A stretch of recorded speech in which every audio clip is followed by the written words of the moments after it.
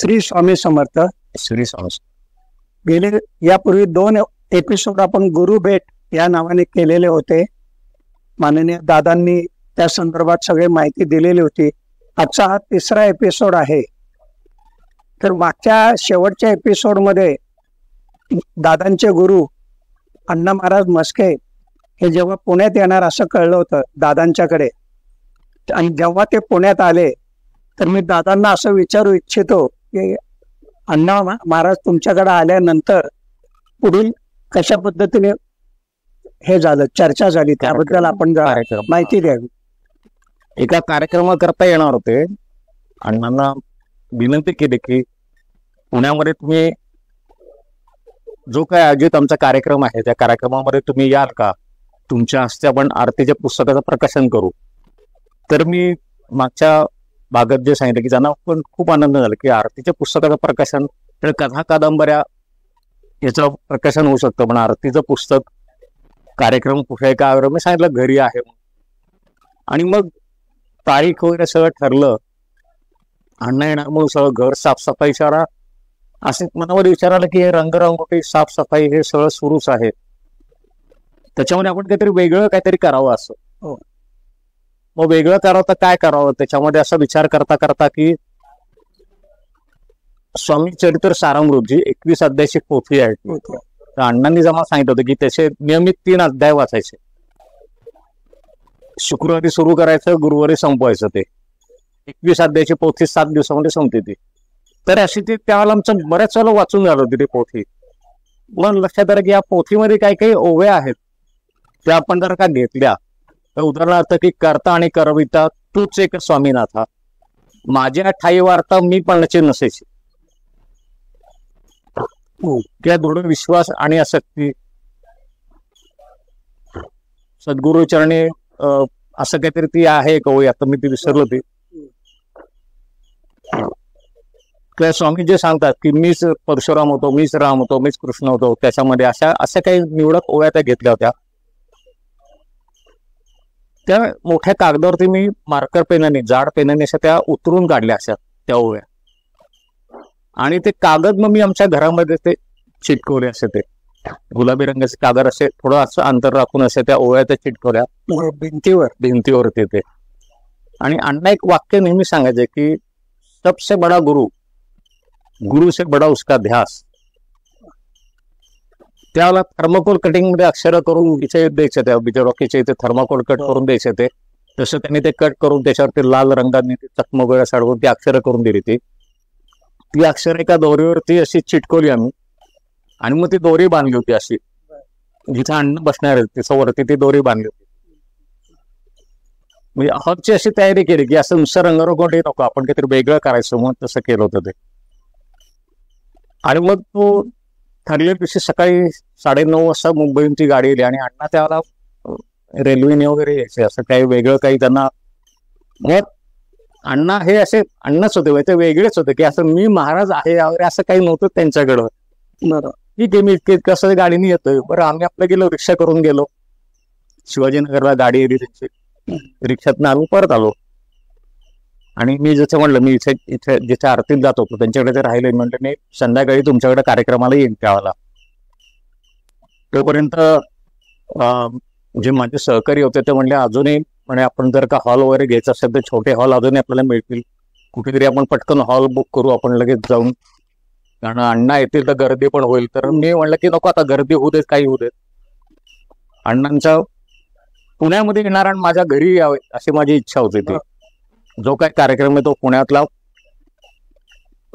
तसं म्हटलं तर हा मोठा कार्यक्रम म्हणता येईल, अधिकृत मोठा, की असा एखादी सभा वगैरे असते त्या टाईप म्हणलं. कारण ज्यांच्या घरी यायचे त्यांच्याकडे फक्त ते वैयक्तिक ओळख होती, पुण्यामध्ये असं कुठलाच कार्यक्रम झाला नव्हता त्यांचा. आणि मग आरती मंडळाच्या पुस्तकाच्या प्रकाशनानिमित्त एक अधिकृत कार्यक्रम त्यांचा होऊ शकेल असं मी ते म्हणत होतो की नाही अण्णा आले तर तुम्ही पहिले माझ्या घरी या. आणि तोपर्यंत आईने पण काय केलं होतं, तयारी करून ठेवली होती, मसाले भात, मटकीची उसळ, बेसन लाडू, जे स्वामींना आवडतात पदार्थ. त्या घरी आम्ही छानपैकी असं एक टेबल, त्याच्यावर स्वामींचा जो माझ्याकडे फोटो आहे मोठा असं तर त्यांची व्हिडिओवाल्यांचा जे म्हणलं होतं तसे ते फोटो, आणि कडीने असे ते सगळे पदार्थ वगैरे मांडून दिवे वगैरे लावून असं छान लाईटच्या माळा असं एक छोटस असं ते टेबल पण चांगलं सजवलं होतं ते त्याच्यावरती. आणि एका बाजूला अण्णांना बसायला केलं होतं, एका बाजूला जो कोणी प्रास्ताविक करेल किंवा कार्यक्रमाची सुरुवात करेल त्याला बोलायला उभं राहता येईल अशी जागा केली होती. अण्णांच्या शेजारी पुण्यातला जो मठ आहे मंडईतला, तिथे देशपांडे काका म्हणून पूजा करायचे रोज स्वामींची. त्या काकांनी आमंत्रित केलं होतं. ते आपल्याकडे यायचे, सारखे आरतीला यायचे, आपल्या आरती मंडळावर असायचे, कुठल्याही कार्यक्रमाला ते यायचे. मग त्यांनाही त्यावेळेला आमंत्रित केलं होतं. आणि मग 5:30ची वेळ ठरली होती. मग बरोबर 5:15 वाजता त्यांचा फोन आला की मी अण्णांना घेऊन येतोय म्हणून, तुम्ही सगळे तयार आहात का? तर म्हणलं हो तयार आहे म्हणून आम्ही. तोपर्यंत आपले बाकीचे पण बरेचसे म्हणजे PR कुलकर्णी किंवा देशपांडे भोसले वगैरे सगळे आम्ही अगोदर घरी आमच्या होतोच तयार. त्यावेळेला घरात एक 50 माणसं त्यावेळेला होती अण्णा यायच्या अगोदरच. आणि मग अण्णांचं आगमन झालं. मग तो पहिला दिवस किंवा पहिला क्षण अजूनही आठवते. म्हणजे असं इतकं आम्हाला खूप उत्सुंब झालं होतं, खूप आनंद झाला होता की आज आपल्या घरी अण्णा पहिल्याच ह्याच्यात हो म्हणले आणि पहिल्याच प्रयत्नात हो म्हणले आणि लगेच आलेत. तो खूप आनंद होता. सगळेजण औक्षणाची तयारी ठेवली होती. मी, आई, पत्नी माझी, आमची आजी होती, वडील, भाऊ सगळे आणि हे सगळे बाकीचे लोक असे. हॉलमध्ये आम्ही सगळे थांबलो आणि आमच्या 75 पायऱ्या आहेत, पण अण्णा अगदी न दमता त्याला आले होते, सलग चढून वरती आले, ते उभे राहिले. मग आईने त्यांना औक्षण वगैरे केलं पायर पाणी. आणि मग स्वामींचा जय जयकार करत त्यांचा प्रवेश घरामध्ये आला. आणि घरात आल्या त्यांनी बघितलं असं इकडे तिकडं, काही बोलले नाहीत. पण ते तेव्हा ते बसून तिथे खुर्चीवर ज्यांना जिथे जागा दिली तिथे बसले ते. आणि मग स्वामींची ते देशपांडे काका पण आले. स्वामींची एक आपण आरती केली त्याला, एक माळ स्वामींचं जप घेतलं. आणि आता कार्यक्रम सुरू कोण करणार, म्हणजे सूत्रसंचालन कोण करणार? कारण मी तर खूप त्याला घाबरावला होतो. आज मला त्या 400 लोक म्हणले किंवा 500 लोक म्हणले तरी मी सहज बोलू शकतो.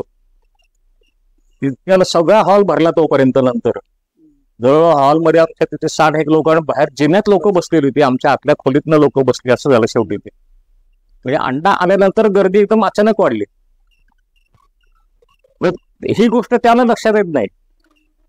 म्हणजे जे सद्गुरू जे असतात ना ते गेले की कुठं बघा आपोआप ती लोक तिथे जमा होतात. तसं ते तो माहोल म्हणतो ना, असं एक चैतन्य एकदम झालं की अण्णा आल्यानंतर एकदम शाळात ती गर्दी वाढल्यासारखं वाटलं एकदम. मग कसं बसं हो नाही करत करत शेवटी मलाच उभं राहणं भाग होतं. माईक घेतलं हातामध्ये. त्याला काय कशी सुरुवात करायची वगैरे काय माहित. आपलं श्री स्वामी समर्थ म्हणलं, परत अण्णांच्याकडे बघून त्यांना नमस्कार केला आणि सांगितलं असं आरती मंडळाचं पुस्तक आपण तयार केलंय आणि आज अण्णांना आपण बोलवलं इथं, तर अण्णा पण आले वगैरे असं काहीतरी मी थोडंफार बोललो ते. आणि लगेच पुढची सूत्र किंवा पुढचं ते मनोगत अण्णा व्यक्त करतील म्हणलं, माईक त्यांच्याकडे दिला. तेव्हा अण्णांना काय सवय होती, ती किती जरी 550 आणि 500 लोक आले तरी ते त्याला त्यांच्या मठामध्ये प्रबोधन चालायचं दर गुरुवारचं त्यांचं. आणि ते सफाईदारपणे त्यांनी सुरुवात केली. आणि तोपर्यंत असं अर्धा पाऊण तास ते बोलत होते. गुरु शिष्य स्वामी, ते स्वामींची भक्ती ते त्यांनी ते कसे आले हे पण त्यांनी एक महत्वाचा मुद्दा सांगितला.